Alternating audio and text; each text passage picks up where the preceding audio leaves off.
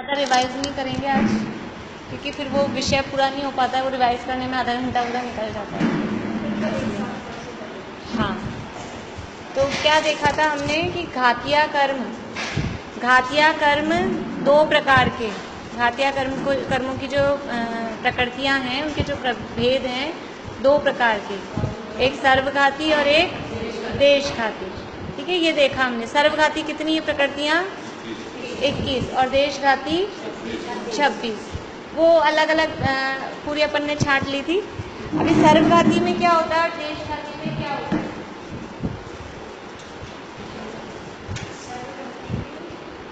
दोनों टाइप की जो प्रकृतियां हैं, यानी घातिया कर्म में जो स्पर्धक होते हैं, घातिया कर्म में स्पर्धक मतलब जो कर्मों के परमाणु हैं, कारण वर्गणाएं हैं, वो स्पर्धक दो टाइप के हैं। दो टाइप के कौन कौन से? ये तो दो प्रकार की प्रकृतियां हैं, सर्वघाती प्रकृति और देशघाती प्रकृति। ये जो प्रकृति का नाम भी यही है। ठीक है, अभी स्पर्धक भी दो टाइप के हैं। ये जो स्पर्धक है ना, ये भी दो टाइप के हैं। एक होते हैं सर्वघाती स्पर्धक और दूसरे देशघाती स्पर्धक।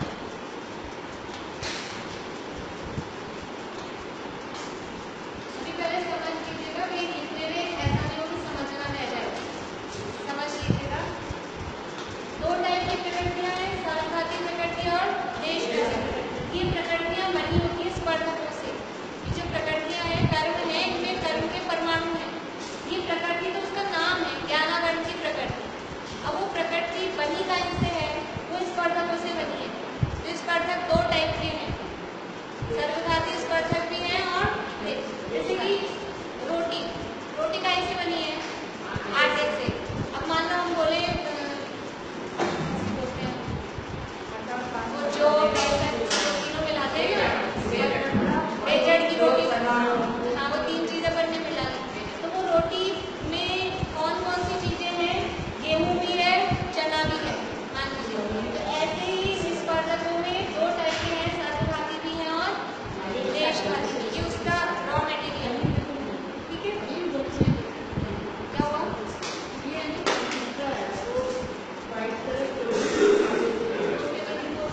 मार्कर है, एक मार्कर और लेंगे, घर से ज़्यादा अच्छा दिखेगा। अच्छा, यहाँ से मार्कर को उस दिन वाला थोड़ी ना है, नीचे ले रखे ना, थोड़ा आप लोग आगे हो जाइए, बहुत जैसे भी पीछे लेने के लिए, और आगे किस बात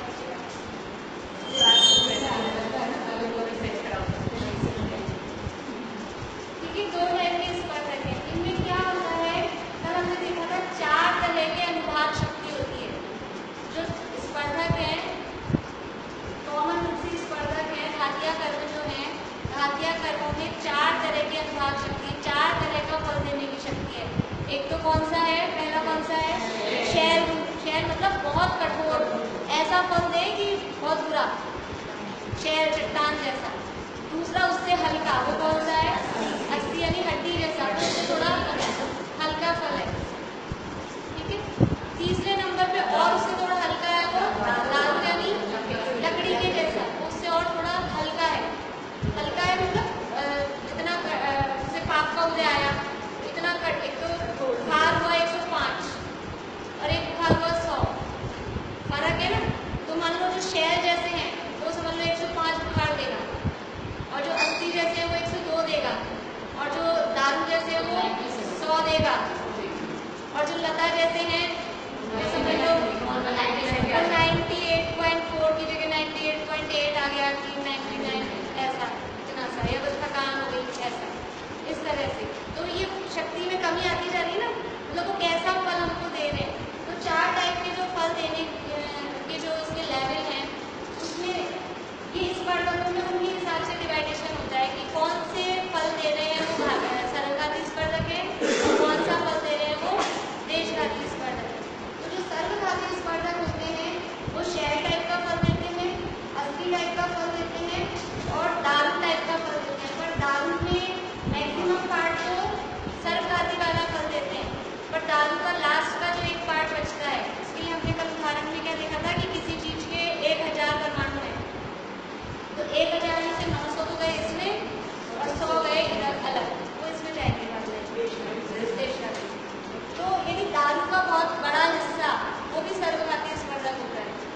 शेल टाइप के जितने भी स्पर्धक हैं वो सारे सर्वघाती होते हैं।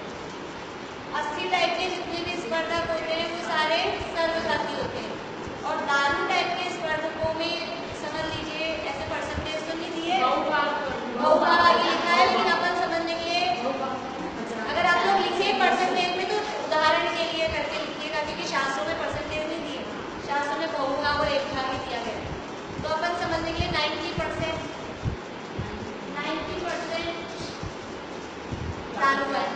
दारू वाले सर्वघाती। अभी 10% बचे। अभी देशघाती जो प्रकृतियां हैं, देशघाती प्रकृतियों में प्रकृतियां तो है देशघाती, लेकिन स्पर्धक है दो टाइप के। सर्वघाती स्पर्धक प्रकृतियों के सारे ही स्पर्धक कैसे होते हैं? सर्वघाती प्रकृति के सारे ही स्पर्धक कैसे होते हैं? सर्वघाती होते हैं। सर्वघाती प्रकृतियों के सभी स्पर्धक सर्वघाती ही होते हैं। उसमें ये 3 टाइप के ही स्पर्धक होंगे, ठीक है। वो पूरा जो भी रिलेटेड गुण है उसको बिल्कुल भी, उसकी पूर्ण विकसित पर्याय को बिल्कुल भी प्रकट नहीं होने देंगे। सर्वघाती स्पर्धक इसे कहा था ना, जो हमारा उससे रिलेटेड जो गुण है उसकी पूर्ण विकसित पर्याय को बिल्कुल भी प्रकट नहीं होने देंगे। तो सर्वघाती प्रकृतियों के सारे स्पर्धक सर्वघाती ही होते हैं। मतलब क्या हुआ कि उसमें शेल टाइप के, 80 टाइप के और दारू टाइप का अनुभाग देने की ताकत होती है, ठीक है। देशघाती प्रकृतियों में स्पर्धक दो टाइप के होते हैं। देशघाती प्रकृति का नाम क्या है? देशघाती। लेकिन इसमें स्पर्धक दो टाइप के हैं, सर्वघाती भी है और देशघाती भी है। प्रकृति है देशघाती, लेकिन स्पर्धक है दोनों टाइप के। प्रकृति तो है देशघाती, लेकिन स्पर्धक सर्वघाती भी है और देशघाती भी है। जैसे कि उदाहरण में अपने तो ऐसे नहीं आएगा कि यहाँ सर्वघाती या देशघाती, समझ में आ रही बात? सर्वघाती प्रकृति के सभी स्पर्धक सर्वघाती ही होते हैं, एक ही टाइप के हैं, यानी ये तो पूरा घाती करने वाली है, इसमें तो कोई बात ही नहीं।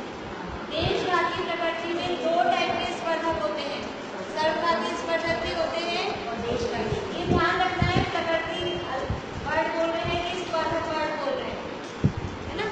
प्रकृति तो है देशघाती, लेकिन स्पर्धक और कौन से हैं? सर्वघाती भी हैं और देशघाती भी हैं। अब सर्वघाती स्पर्धक में कौन कौन से टाइप के अनुभाग शक्ति वाले होते हैं? शेल, 80 और दारू का बहुभाग।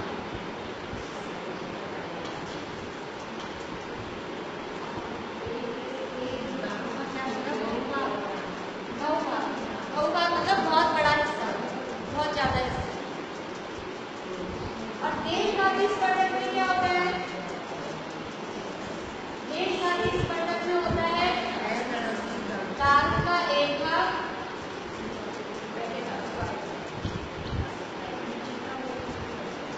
और लता के पूरे टाइप, पूरा लता के जो पूरे परमाणु, हाँ, सर्वघाती में लता टाइप के स्पर्धक नहीं होते।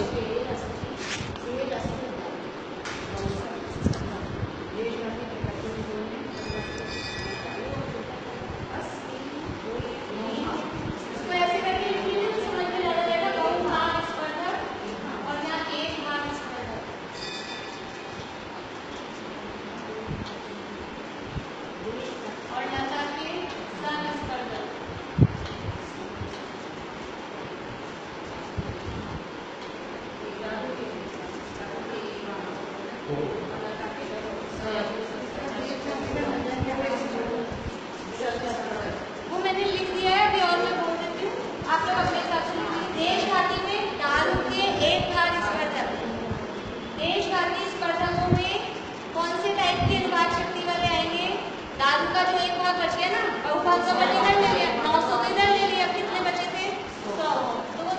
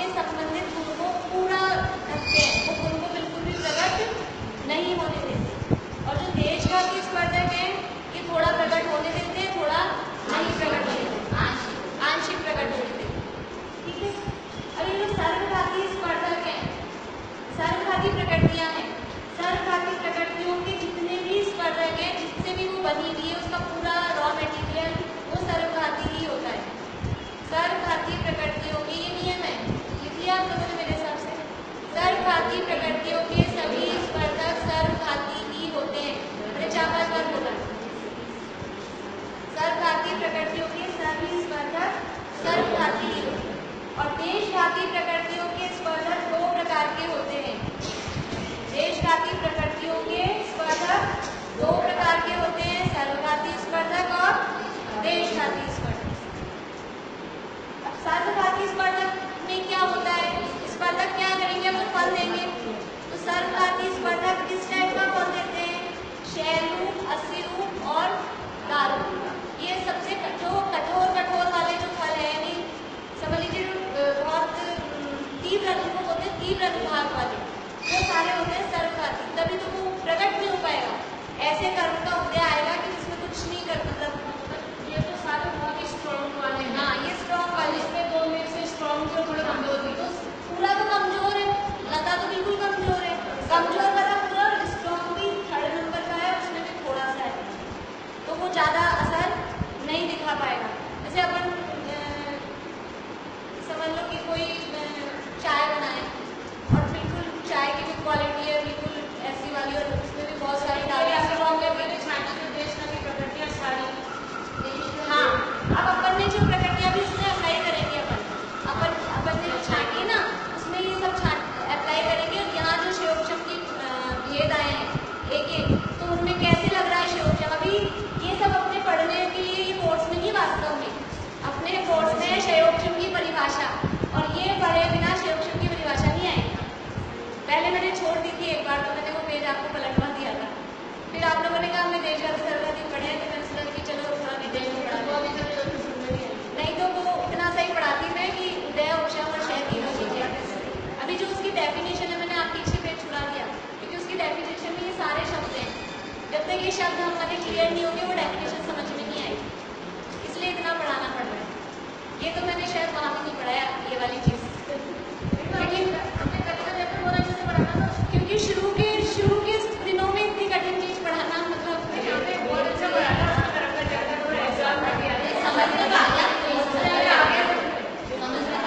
ठीक है। ये बात हो गई। जो सर्वघाती स्पर्धक है उसमें ये तीन नहीं, शैल, अस्थि और दारू के बहुभाग वाले अनुभाग शक्ति वाले स्पर्धक जिसमें होंगे वो सर्वघाती है। और जिसमें देशघाती, इसका मतलब क्या है, इसमें दारू टाइप के, एक भाग टाइप के और लता टाइप के स्पर्धक है, वो हमारे देशघाती स्पर्धक है। और इसमें भी अगर जो सर्वघाती स्पर्धक है तो वही तीनों टाइप इसमें आते हैं। भले ही प्रकृति देशघाती हो, लेकिन उसमें सर्वघाती स्पर्धक है और उनमें इसी टाइप का फल आएगा। आंशिक है, आंशिक है, इसका मतलब ये है आंशिक कुछ प्रकट होने दे रहा है, कुछ नहीं प्रकट हो, तो इनका उदय होगा, देशघाती स्पर्धक होगा तो प्रकट होने देगा, और इनका उदय आ जाएगा तो प्रकट नहीं होगा। अभी हम लगाएंगे तो आपको बहुत मजा आएगा। अभी ये चीज़ अगर क्लियर हो गई तो आपको बड़ा मजा आएगा। हम उसको अप्लाई करेंगे ना मध्य ज्ञान पे, शुद्ध ज्ञान पे, तो कौन सी का उदय है, कौन सी का उदय नहीं है, तो हमको अपने आप समझ में आ जाएगा कि हमारे कौन से स्पर्धकों का उदय चल रहा है। जो नहीं आता वो सर्वघाती स्पर्धकों का उदय चल रहा है, जो आता है वो देशघाती का उदय चल रहा है, इसलिए आ गया ऐसे, तो हमको समझ में आ जाएगा। इतना हो गया पक्का। अब आगे, अब यहाँ अपने इसमें देखिए, आप पेज में बताती हूँ आपको।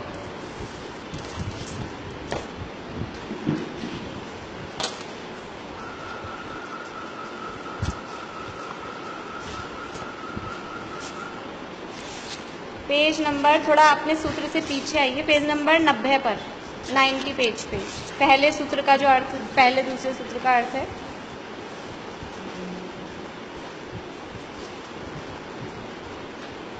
अब हमको पढ़ना है कि शयोपशम किसे कहते हैं। ये सब हमने सीखा है शयोपशम को सीखने के लिए। हमारा भाव कौन सा चल रहा है, शयोपशमिक भाव। तो शयोपशम किसे कहते हैं, मिल गया पेज 90। देखिए यहाँ बीच में, हाँ हाँ, मूलतः शयोपशमिक भाव की परिभाषा इस प्रकार है। मिल गया सबको, आशा आंटी पीछे मिल गया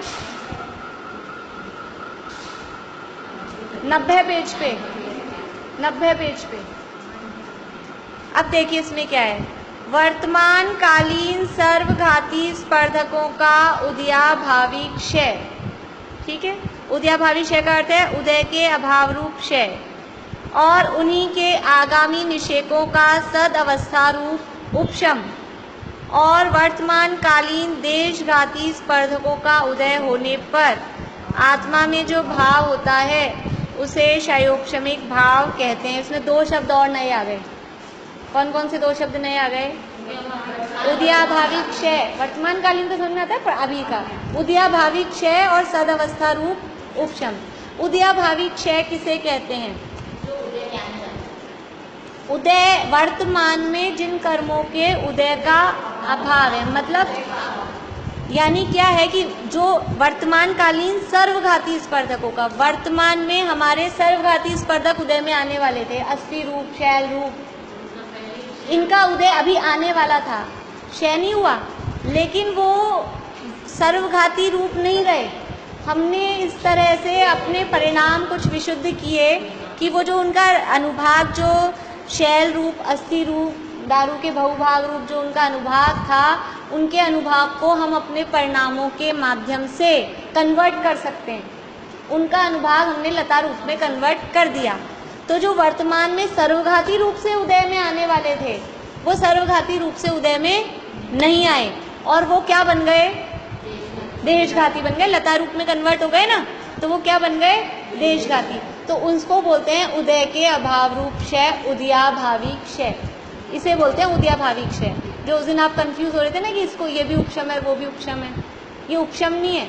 वो उदय में तो आ रहे हैं, लेकिन वो इतनी हल्की शक्ति हो गई कि वो कोई मतलब ही नहीं रहा। जैसे मैंने उस दिन बताया था ना, वो चाशनी की कढ़ाई थी अपनी। अब ऐसे तो उसमें अच्छा गाड़ी चिपकी रहती है, खूब गाड़ी बूढ़ा बनाया और पूरी चाशनी इसमें मीठा चिपका रहता है कढ़ाई में, तो अपन अगर आधा ग्लास दूध डालो तो वो मीठा हो जाएगा उसमें। लेकिन हमने पूरी फुल कढ़ाई को, बड़ी कढ़ाई थी, फुल कढ़ाई को हमने पानी से भर दिया, तब उसकी मिठास क्या हो गई? बेकार हो गई। वो कोई पानी मीठा होएगा नहीं, कोई खास, ऐसे हो जाएगा हल्का फुल्का ही। ऐसे ही वो जो उसकी ताकत थी कर्मों की, इतना तीव्र फल देने की, वो फल, उसकी ताकत को हमने कमज़ोर कर दिया और वो कमज़ोर होके एकदम लता रूप बिल्कुल हल्की हो गई। उसे बोलते हैं उदयाभावी क्षय। हाँ, वो हम अपने विशुद्ध परिणामों से कर्मों में परिवर्तन हो जाता है। हाँ, ये जो सिस्टम है ये तो घातिया कर्मों में हो रहा है, लेकिन अघातिया में भी उस हिसाब से परिवर्तन, उसमें उत्कर्षण, अपकर्षण, संक्रमण वो हो जाते हैं, उसमें वो हो जाता है। ये तो अभी घातिया कर्मों में ही है। जो क्षयोपशम की स्थिति है वो घातिया कर्मों में ही होती है। तो समझ में आया उदयाभावी क्षय किसे कहते हैं? कि वर्तमान में सर्वघाती स्पर्धकों का उदय नहीं आ रहा। वो जो सर्वघाती थे ना वर्तमान में उदय आने वाले, वो भी देशघाती रूप बन के उदय में आ रहे हैं। तो सर्वघाती कोई रहे नहीं अभी इस समय वाले में। मतलब हर समय का, एक दिन मैंने आपको बताया था, हर समय का टाइम फिक्स हो जाता है। जैसे ही कर्म बनते हैं, तो ऐसे कर्म बनते ही ये फिक्स हो जाते हैं, ये एक टाइम पे इतने पहले समय में ये उदय में आएगा, दूसरे समय में ये, इसी समय में ये, ऐसे। तो ये अभी वर्तमान समय है, मान लीजिए, और इस वर्तमान समय के रूप में सर्वघाती स्पर्धक थे सारे। अभी जो वर्तमान समय आया ये वाला टाइम, इसमें जो उदय में आने वाले कर्म थे, नंबर में जो थे, तो नंबर में सर्वघाती स्पर्धक थे। लेकिन हमने कुछ विशुद्ध परिणाम किए। विशुद्ध का मतलब अकेला धर्म ज्ञान वाले ही नहीं है, कषायों की मंदता को विशुद्ध कहते हैं। तो हमारे कषायों की मंदता हुई, तो हमारे परिणामों के जिससे ये जो सर्वघाती थे उदय में तो आ रहे हैं, लेकिन ये सर्वघाती रूप ना होके देशघाती रूप कन्वर्ट हो गए। तो इसको बोलते हैं वर्तमान कालीन सर्वघाती स्पर्धकों का उदयाभावी क्षय। वर्तमान में उदय का अभाव, वर्तमान में उदय का अभाव मतलब सर्वघाती रूप उदय नहीं आना। ठीक है।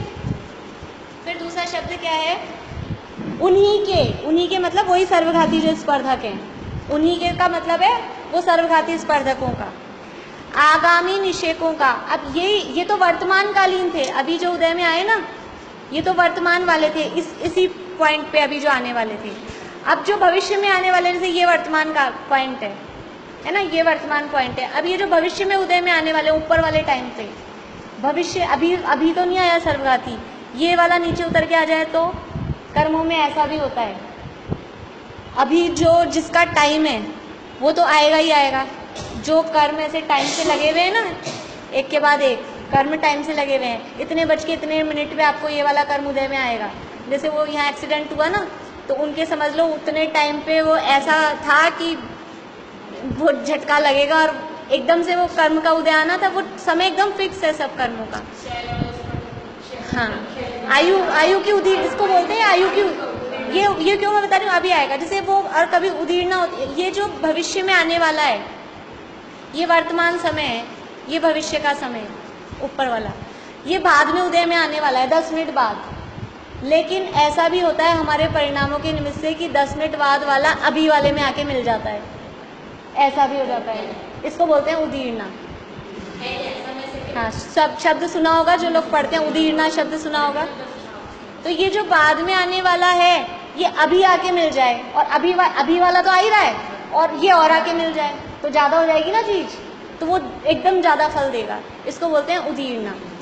तो वर्तमान कालीन में तो सर्वघाती स्पर्धक नहीं आ रहे, लेकिन जो भविष्य के सर्वघाती स्पर्धक है वो आ गए। तो अभी वो आ गए तो उनका कर दिया हमने सदवस्था रूप उपशम, कि आप वहीं स्टैचू हो जाओ।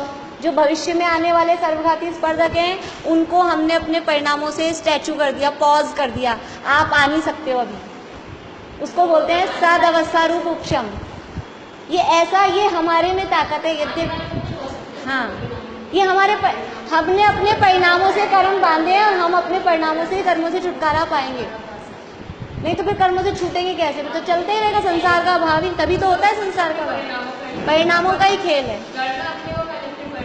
इसीलिए अपने को लगता है ये करें वो करें, कुछ तो करें, बाहर में हमारा कुछ चलती ही नहीं है, बाहर में कुछ होता ही नहीं है।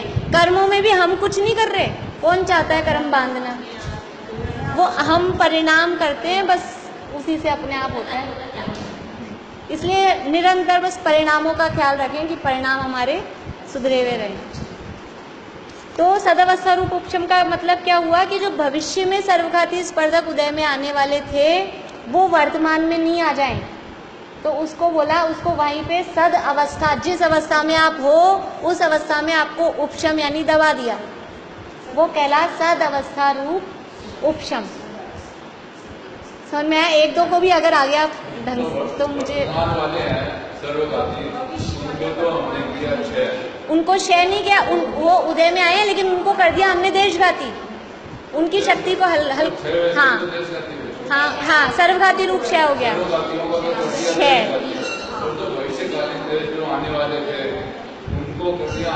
उपशम। और उसके बाद में जो वर्तमान में जो बचे हुए हैं, हाँ, अब अगली लाइन, हाँ, उनका है उदय। तीन चीजें पढ़ी थी हमने क्षय उपशम में, तीन बातें होती हैं, क्षय भी, उपशम भी और उदय भी। कल पढ़ा था हमने। क्षय उपशम में तीन बातें होती हैं, क्षय, उपशम और उदय। तो यहाँ पहले वर्तमान कालीन जो सर्वघाती स्पर्धक थे उनका तो हो गया उद्याभावी क्षय यानी क्षय आ गया उसमें। जो भविष्य कालीन सर्वघाती स्पर्धक थे उनका कर दिया हमने सदावस्था रूप उपशम, ये हो गया उपशम। अब तीसरे बचे हैं देशघाती स्पर्धक, थर्ड वाले देशघाती स्पर्धकों का उदय। उदय भी तो रहेगा, तो देशघाती स्पर्धकों का उदय। ये तीन रूप जो कर्म की अवस्था होती है उसका नाम है क्षयोपशम। और हाँ, वो उसका नाम है क्षयोपशमिक भाव। ये ऐसे कर्मों की स्थिति हुई और उस समय हमारे जो भाव होते हैं उसका नाम है क्षयोपशमिक भाव। ठीक है, समझ में आई अंशिका? डेफिनेशन तो यही याद करनी पड़ेगी, ये डेफिनेशन आपको यही याद करनी पड़ेगी। और मैंने कोशिश की है कि जैसे मैंने आपको समझाया वैसे लिखा है, कोशिश तो की है, फिर भी उतना जितना समझा सकते हैं उतना लिख नहीं सकते तो भी। पर आपको अभी तो समझ में आया कि नहीं? कम से कम 2-3 लोगों को तो आ गया। तो मुझे लगे कि ये चीज़ें थोड़ी कठिन है, लेकिन अभी हम थोड़ी सी प्रैक्टिस करेंगे। क्षयोपशमिक भाव के कितने भेद हैं? नहीं, भेद 18 भेद देखे थे ना क्षयोपशमिक भाव के, याद है आपको? याद है? एक तो दीन अवस्थादशेक नहीं, सूत्र ज्ञाना ज्ञान। हाँ, बोलेंगे? कौन बोलेंगे? आज और लोग कहाँ गए सारे?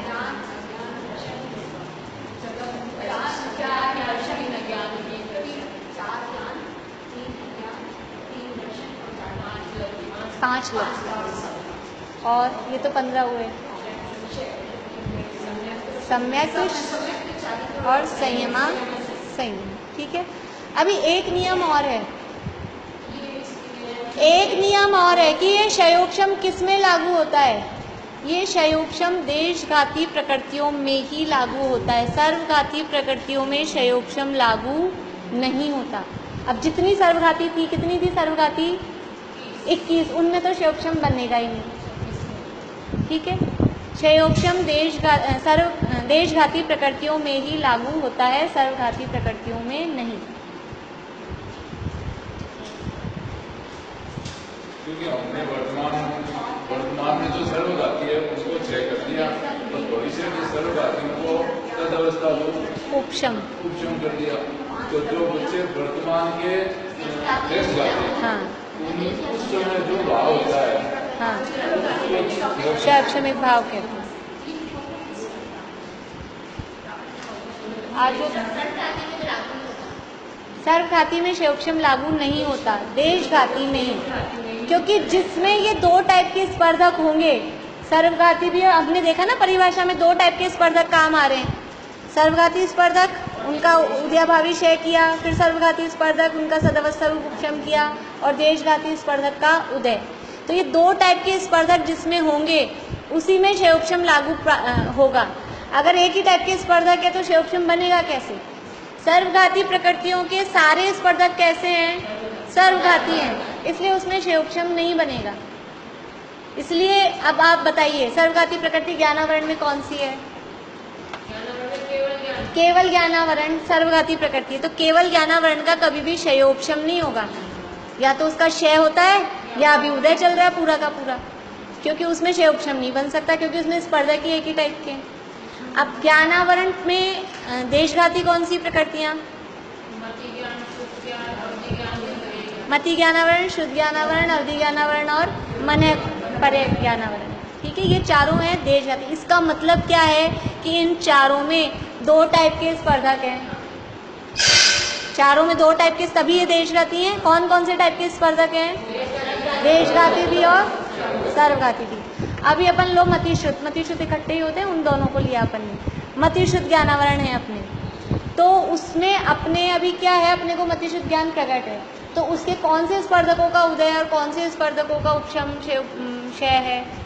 अभी देशघाती स्पर्धकों का उदय है और सर्वघाती उपशम का अभी वो सर्वघाती हाँ, कौन से? देखिए, मति ज्ञान और शुद्ध ज्ञानावरण में दोनों टाइप के स्पर्धक हैं, सर्वघाती भी और तो अभी हमारे को समझ लो कन्नड़ का ज्ञान नहीं है, हमको तमिल का ज्ञान नहीं है, तो कन्नड़ संबंधी जो मति ज्ञान है उसके सर्वघाती स्पर्धकों का उदय चल रहा है, इसलिए हमको वो ज्ञान प्रकट नहीं है। और हमको हिंदी का ज्ञान है, हाँ, वो उसका उतना देशघाती स्पर्धक, तो जितना हमको अभी ज्ञान है वो समझ लीजिए वो देशघाती स्पर्धकों का उदय है। और कभी कभी ऐसा होता है, बहुत बार होता है, आप लोगों को मैंने पूछा और आपको भी आया नहीं, एग्जाम में होता है ऐसा, याद करके आए थे और उस समय नहीं आया, तो उस समय पर्टिकुलर टाइम पे भी हमारे को सर्वघाती स्पर्धकों का उदय आ गया उस समय, और फिर बाद में तो टाइम चेंज हो जाता है उसके हिसाब से, ऐसा होता है ना। तो ये अभी हमको मतिशुद्ध ज्ञान का क्षयोक्षम है, मतलब कि मति ज्ञानावरण और शुद्ध ज्ञानावरण में कुछ जो सर्वघाती स्पर्धक है, बहुत सारी दुनिया भर की बातें हम जो नहीं जानते उनके सर्वघाती स्पर्धकों का उदय है। और जो समझ लो हिंदी संबंधी जो मति ज्ञानावरण है उसके जो सर्वघाती स्पर्धक थे वर्तमान कालीन, उनका तो हो रखा है उदयाभावी क्षय, और हिंदी संबंधी जो भविष्यकालीन सर्वघाती स्पर्धक थे उनका हो रहा है सदवस्था रूप उपशम, और हिंदी संबंधी जो देशघाती स्पर्धक हैं उनका है उदय। तो हमको हिंदी का ज्ञान हो जाता है। एक एक चीज में अपन लगा सकते हैं, कभी किसी चीज का ज्ञान हुआ, सामने पड़ी होती है चीज, यहाँ सामने चाबी रखी है और दिखती ही नहीं है, तो चक्कू और लाइटर रोज घूमते हैं ऐसे रोज सामने पड़े होते हैं, नहीं दिखते कहाँ गया। तो क्या होता है, वो जब नहीं मिल रहा, अब हम क्या समझ लें, गुस्सा करने की बजाय ना कि अभी हमको नहीं दिख रहा, अभी हमारे सर्वघाती स्पर्धकों का उदय आ रहा है नहीं दिख रहा, और जब दिख जाता है, नहीं उदयाभावी क्षय तो जब होगा जब हमें दिख जाएगा, नहीं दिख रहा मतलब उदय सर्वघाती का उदय आ रहा है, इसलिए नहीं दिख रहा। ऐसा ये हर चीज में ऐसा लगेगा। हाँ, आपस में यही पूछ रही थी कि अवधि ज्ञानावरण और मने परे ज्ञानावरण कौन सी प्रकृति है, सर्वघाती की देशघाती है? अवधि ज्ञानावरण और मने परे ज्ञानावरण देश। अगर देशघाती है तो हमें अवधि ज्ञान और मने परे ज्ञान प्रकट होना चाहिए। हाँ, अब समझ में आ गया ना अपने आप ही। वरना ये प्रश्न रहता है कि अगर वो देशघाती प्रकृति है तो हमारे को होना चाहिए अवधि ज्ञान और मने परे ज्ञान। लेकिन अभी हमारे क्या है, अवधि ज्ञानावरण और मने परे ज्ञानावरण के सर्वघाती स्पर्धकों का उदय चल रहा है, तो वो प्रकट नहीं है। और देवों और नारकियों के उनके जितना जितना है, सबके लिमिट है। हाँ, तो उनके जो जितना प्रकट है उतना वर्तमान कालीन सर्वघाती स्पर्धकों का उदयाभावी क्षय। बोलिए।